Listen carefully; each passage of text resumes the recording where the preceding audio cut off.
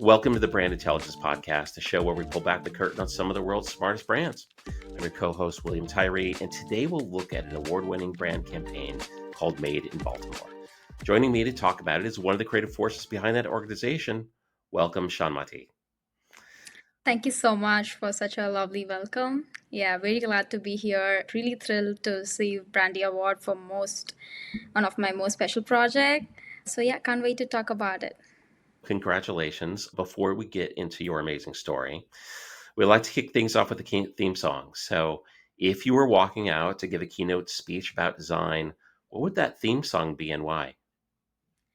There's this song called Pala Palakra Agilani, and it's a very unstoppable energy song, like a fast, bold, and motivating. I feel the rhythm like imitates essence of design, always moving, always evolving, and always like pushing ahead. So yeah, I would choose that. பளபளக்கற பகலானி படபடக்கற அகலானி அழலடிக்கிற துகுலானி நகலின் நகலானி மழையடிக்கிற முகிலானி. That's awesome. We will put that in the show notes and get the word out because I haven't heard that and I'd love to hear it. It's amazing. Cool. Congrats on your Brandy Award. Can you tell me a little bit before we get into the nuances of the campaign about the Baltimore Development Corporation and what it does and who it does it for? Sure. It's a city's economic development agency. Our mission is to grow the Baltimore's economy, support small businesses, and create more opportunities for the people. Yeah, and like within BDC, we have multiple initiatives like Made in Baltimore and Baltimore Together Summit. So, yeah, each initiative targets a different sector that's require more attention. Yeah, that's how things work here. Yeah. Okay, very good. So your team creates an biannual lookbook with a goal of stimulating the local economy. And by the way, before we go, my wife's been in like fashion for decades, so I know what a lookbook is, but I think there's a lot of people who don't know what a lookbook is. Can you talk a little bit about what a lookbook is and then we'll get to the rest? Yeah, I feel it's more about, I would say it's more like a picture based, Yeah. like a photo based. People would call it like a photo book. Then, like, it's not heavy on text, it's more on the picture. Like, you can flip it through and then grab, like, easily get what the entire book is about. So, here, because every creator have like more of the products and then every outcome is more on the visual side, we focused more on getting the photographs and stuff than explaining what each product is because each product talks for itself. Yeah. Awesome. Cool. So tell me a little bit about the campaign. Like who's the audience for it and how did you decide who was selected for that catalog? Sure. It comes out, it's a biannual publication. It comes out twice, like once and twice a year. And it's more than a catalog, it's like more like a storytelling piece that highlights like 25 plus local vendors across fashion, food, and home goods and wellness.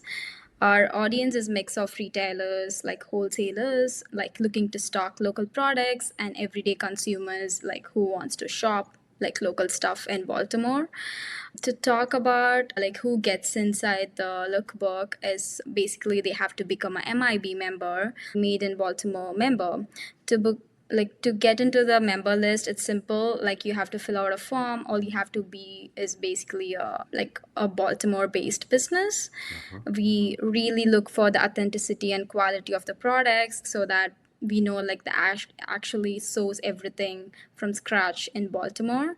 That's all. If you qualify for that, you can easily get inside the list of the book vendors and then yeah. I think you really have to see this. I'm hoping people will go to the website and look at it. It's really visceral. Like the art is really vibrant. The photography is absolutely amazing.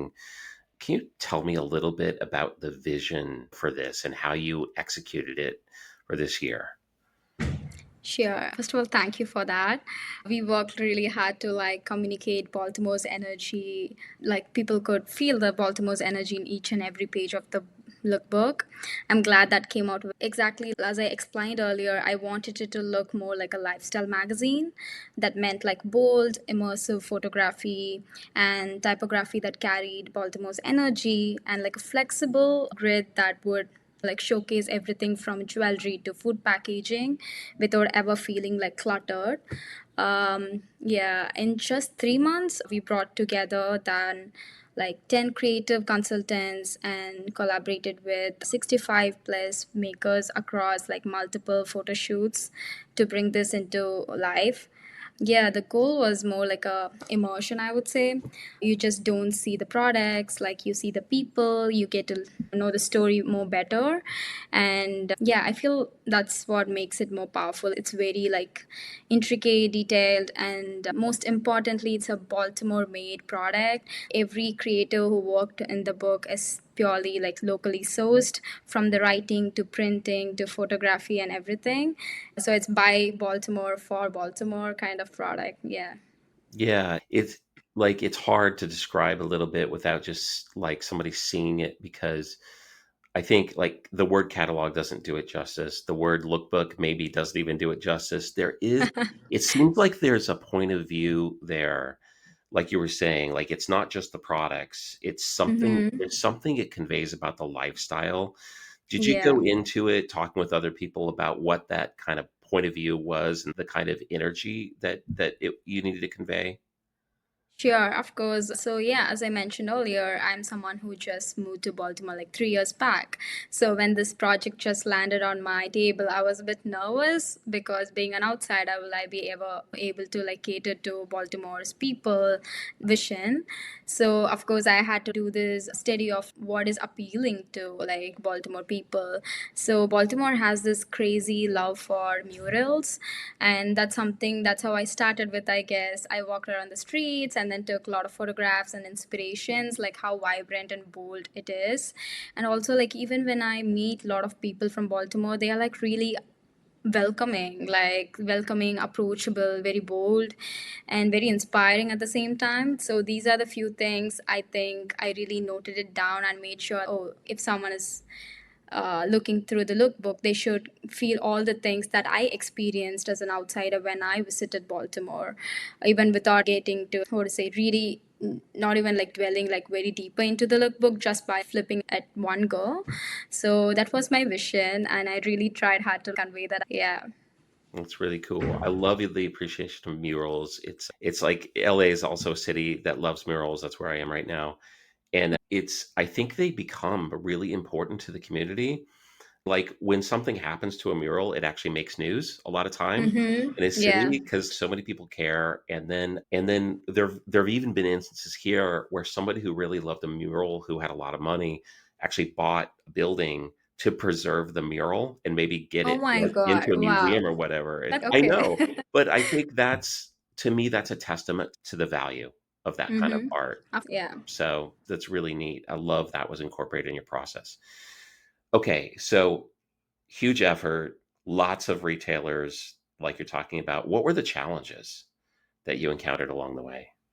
Of course, these are all creative people, and it's not easy to have a proper deadline for creative people because we get crazy sometimes and then things goes every angle, I guess.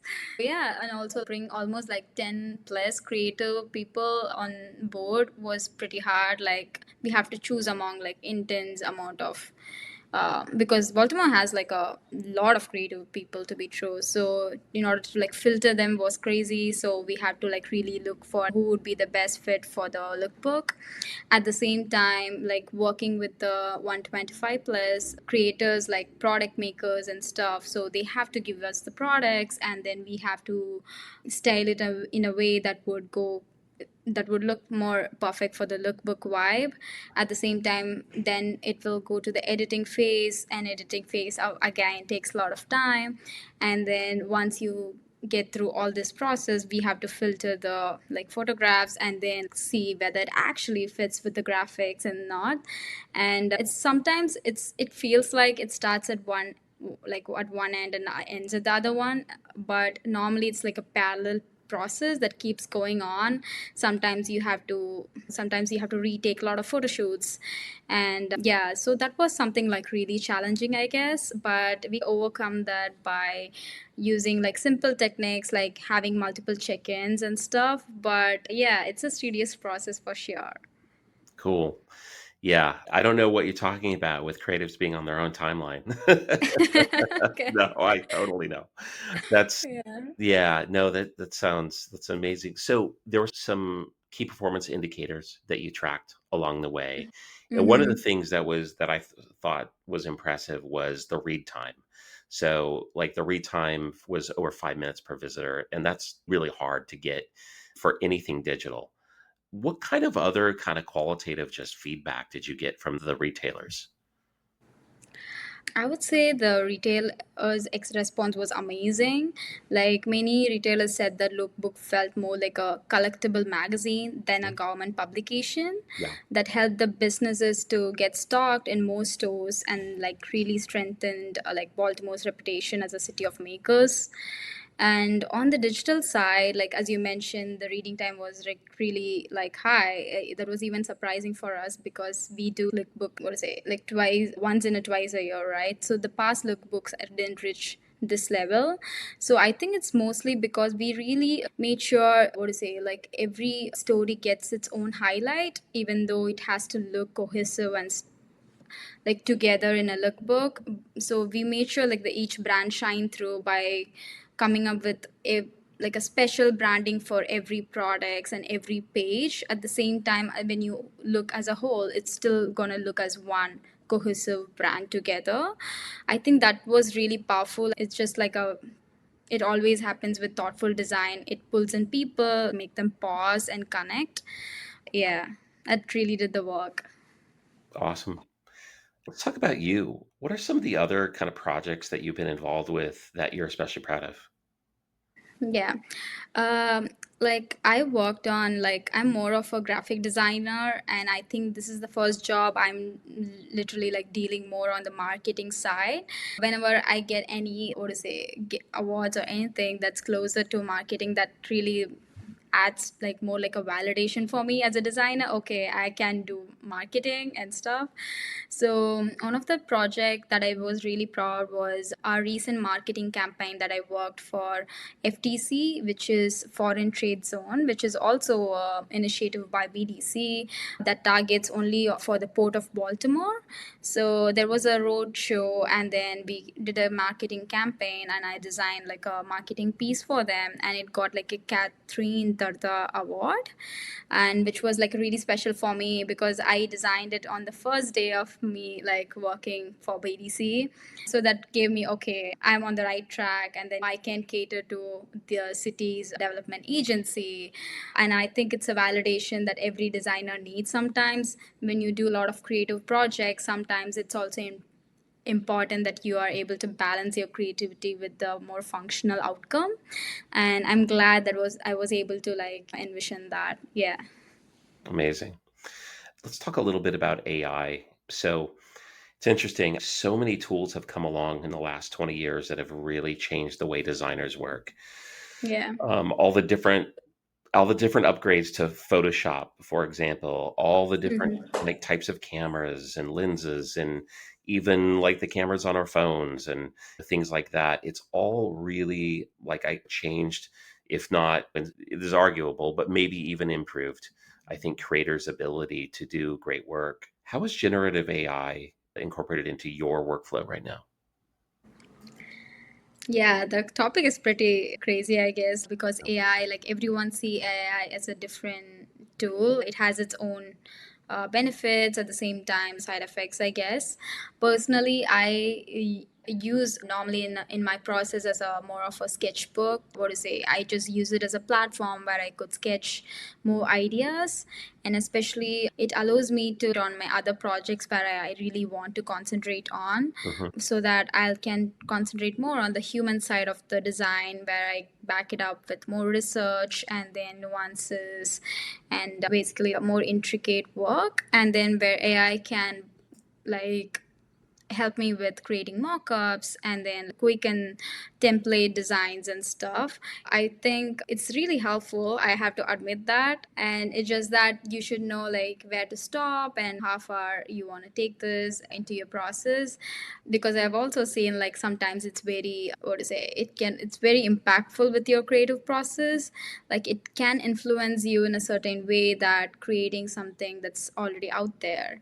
So, yeah, as a designer, I think you should know where to stop and where to make the call so that your design is still rooted in authenticity. Yeah. Yeah, that makes a lot of sense. I think that to some extent, it's working with what it already knows, right? Yeah. So Hmm. I agree with you. There's a danger point there that I think whether you're a designer or a writer or like trying to start like any kind of a business or whatever, you have to always, I think, know where to stop is actually like really good advice, right? Because That's yeah. it can be an incredible creative tool for people, but you have to make it your own, right? Yeah, sure. And especially like since you mentioned that now even Instagram had this like new verification of, oh, like that Instagram allows you to like take all the contents and then for the AI development. So yeah, like it really important like where you to draw the line, otherwise it can get complicated. Yeah. Yeah, definitely. Cool. We're all learning and changing with the Mm-hmm. landscape. Cool. Listen, thank you so much for joining us. Before we close, what's next for you or the Baltimore development team? Currently, we are prepping for the Baltimore Together Summit, the yearly summit that happens, and things are like really packed. So we are really looking forward to the summit. That like normally, every anyone could actually join for the summit, like even including the mayor and president joins and talks about what's happening in the city, and then it's more like a yearly update, and it's very nice that anyone could be part of, and it's very informative. People from the creative industry joins them, and also like finance. So it's like multiple people from different corners of Baltimore like joining together to talk about something inspiring. So yeah, we have been like working really hard to put together the annual report and progress report to talk about the economic development that has been made in the past year from BDC side. And there's gonna be like a lot of like banners, and yeah, basically it's more gonna be more like a event marketing for next 2 or 3 months. But we are really prepping and looking forward to meet more people this time. Yeah, that's what we are looking forward to now. That sounds like a lot to look forward to. Yeah. It is, it is. Awesome. Thank you so much for joining us. It was great learning from you. Yeah, of course, thank you so much. It was a pleasure talking to you. So that's it for today's episode. We hope you enjoyed it. Thanks for tuning in to the Brand Intelligence Podcast. Please help us out by rating and reviewing us on Apple Podcasts.